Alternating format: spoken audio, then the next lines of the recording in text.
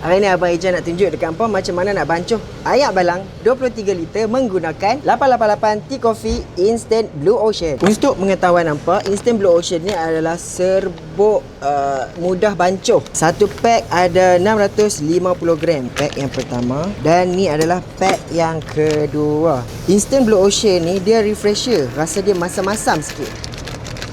Okey, kita masukkan 1.5 liter air panas. Make sure air betul-betul panas tau.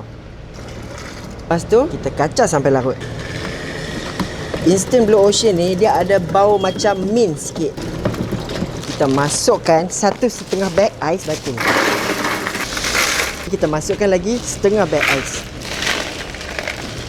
Okey, lepas tu kita tambah ais krim soda.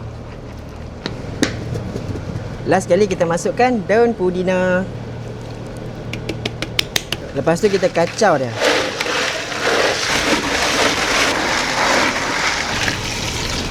Untuk orang yang nak berniaga, hampa boleh pakai dua jenis cup ni. 16 ounce boleh masuk dalam 500 ml.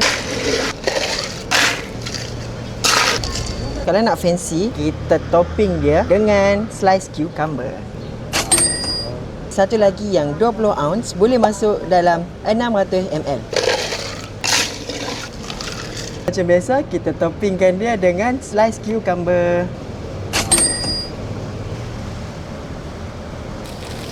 Untuk yang nak bungkus plastik pula, kita ada dua jenis. Satu yang 6x9 boleh masuk 700 ml.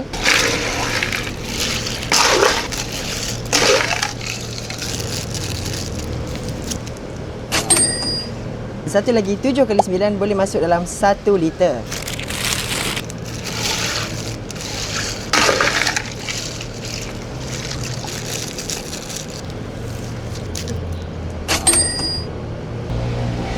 So macam nampak, senang kan nak bancuh dia? Hampa just masukkan serbuk, masukkan air panas dan kacau sampai larut. Untuk pengetahuan hampa, Blue Ocean ni dia kaya dengan vitamin C. So ni di antara produk 888 yang orang panggil dia refresher. So siapa yang tak minat teh, tak minat kopi, so kita ada series baru untuk hampa yang ni.